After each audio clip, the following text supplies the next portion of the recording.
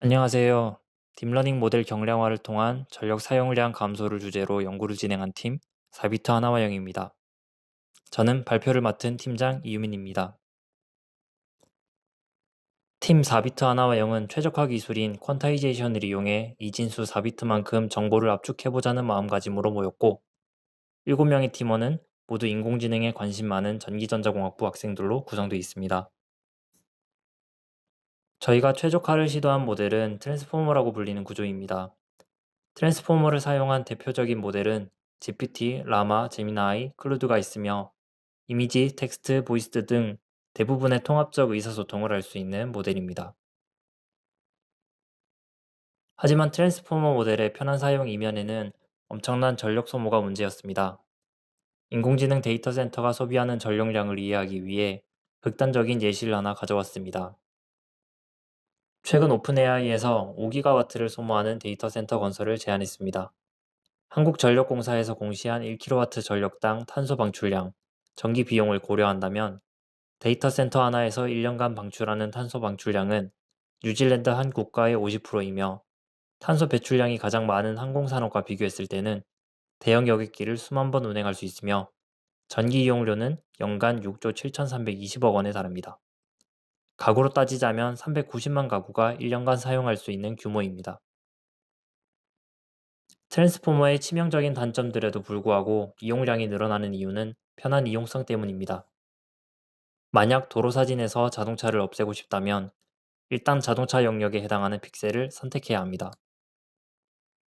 인공지능을 배운 적이 있는 사람들은 적절한 프리트레인 모델을 선택해 훈련 프로그램을 제작, 자동차 이미지를 제작하여 자동차만 인식할 수 있게 파인 튜닝을 합니다.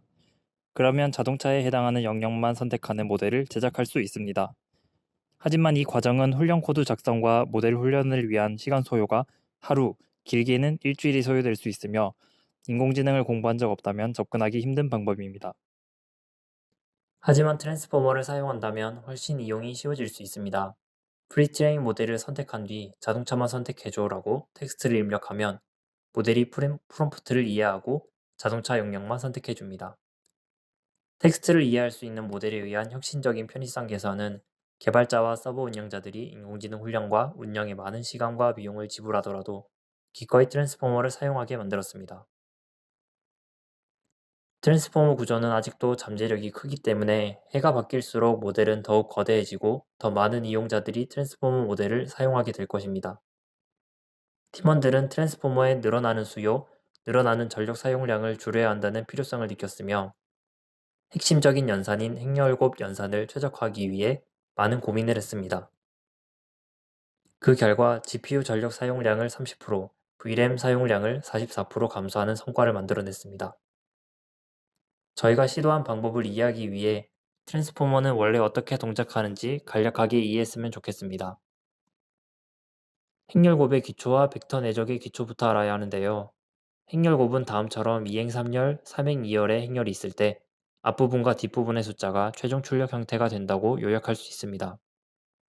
만약 6행 152열, 152행 6혈의 행렬곱이 된다면 앞의 숫자, 뒤의 숫자를 보고 6행 6열이 된다는 것을 알 수 있습니다. 내적은 대수적 의미와 기하적 의미를 알아야 하는데요. 주어진 A 벡터, B 벡터는 원점에서 2,6, 4,0.8로 향하고 있습니다. 둘의 내적 값을 구하기 위해서 x, y 요소를 각각 곱해서 더해주면 됩니다.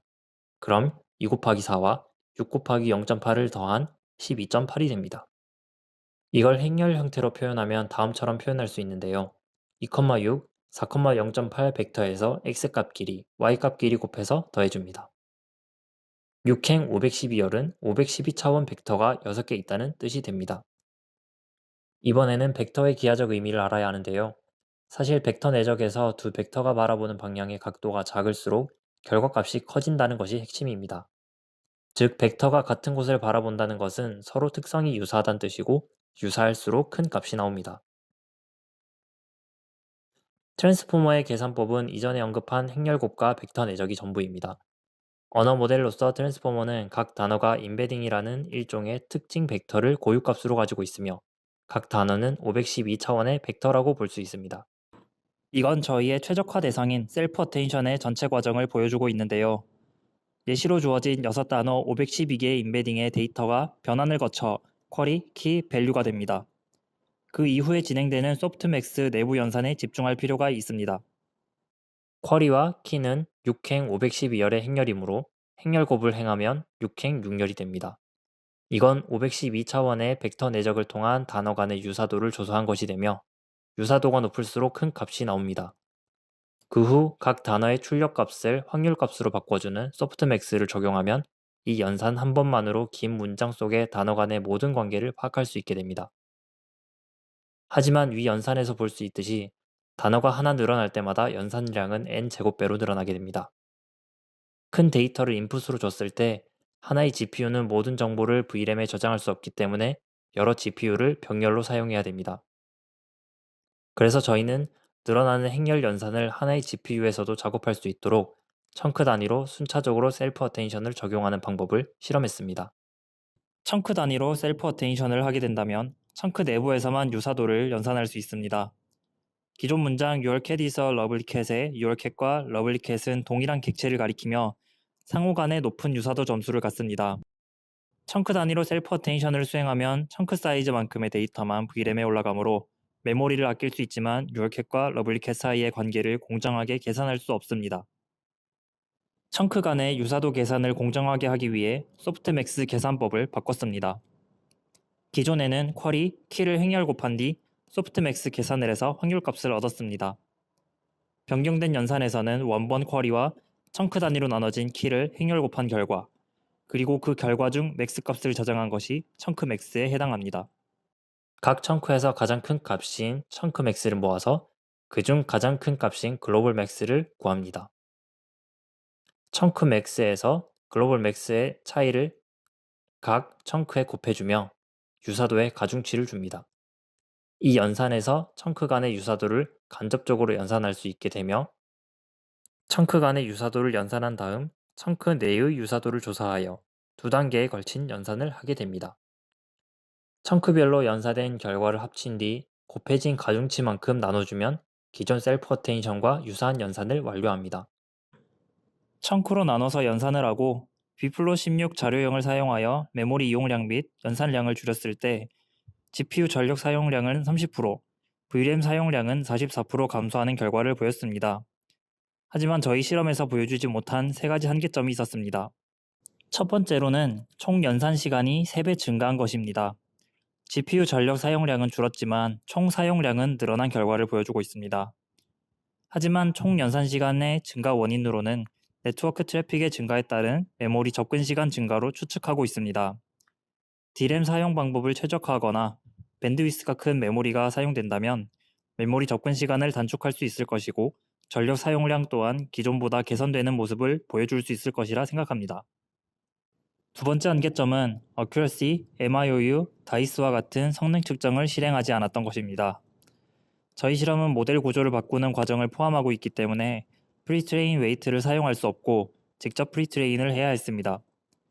트랜스포머 구조를 훈련하기 위해서는 이미지넷으로 클래시피케이션을 3일 정도 훈련한 뒤 세그멘테이션 프리트레인을 위해 ADE20K로 다시 3일 정도를 훈련한 뒤 파스칼 2012로 파인 튜닝을 하루 정도 해야 했습니다. 모델 구조를 변경할 때마다 일주일을 투자하여 성능 측정을 할 시간적 여유가 없었기 때문에 성능 측정은 제외했습니다. 시중에 공개된 프리트레인 모델 점수는 MIOU 0.8점으로 상당히 높은 점수인데 모델의 연산 순서만 바꿨을 뿐 기존과 유사한 연산이므로 성능에 큰 영향이 없을 것으로 추정하고 있습니다. 그리고 이 프로젝트가 끝난 이후에도 실험은 계속 이어나갈 수 있으므로 충분한 시간을 할애하여 성능 측정을 할 예정입니다. 세 번째 한계점은 디코더 실험을 하지 않았다는 것입니다. 가장 널리 사용되는 LLM 모델들은 디코더 only 모델이지만 이번 실험은 인코더로만 실험이 진행됐습니다. 일반적으로 인코더보다 디코더를 실험하는 것이 모델 크기와 데이터의 크기가 큰 경향이 있습니다. 디코더에서 위 방법론이 적용되는지 확인하기 위해서는 좀 더 강력한 하드웨어의 지원이 필요했습니다. 세그멘터와 같은 인코더 디코더 모델은 비교적 모델 크기가 작으므로 추가적인 연구 계획을 하고 있습니다. 앞서 언급한 오픈AI 데이터 센터는 연간 6조 7,320억의 전기요금을 납부할 것이라고 추정했습니다. 하지만 트랜스포머 구조 개선을 통해 전력 사용량을 30% 감소할 수 있다면 매년 1조 7,500억 원을 절감할 수 있을 것으로 예상되며 1,300만 톤의 탄소 배출을 절감할 수 있게 될 것입니다. 또한 파이토치 프레임워크의 개선으로 청크 단위로 VRAM에서 운용 가능해진다면 하드웨어 가용성이 향상되어 데이터의 크기, 모델 크기에 관련 없이 작은 GPU로도 탄력적으로 작업을 할 수 있게 될 것이며 서버 운영 입장에서도 GPU 자원을 분배할 때 용량이 작은 GPU를 효율적으로 관리할 수 있게 되는 가능성을 열어줄 것이라고 생각됩니다. 새로운 기능을 할 수 있는 인공지능의 창의적인 개발 이외에도 지속 가능한 인공지능 시스템의 발전에 많은 학생들이 관심을 갖고 인공지능에 의한 환경적 문제를 현명하게 해결해 나갔으면 하는 바람을 담아 4비트 하나마영의 발표를 마치도록 하겠습니다. 감사합니다.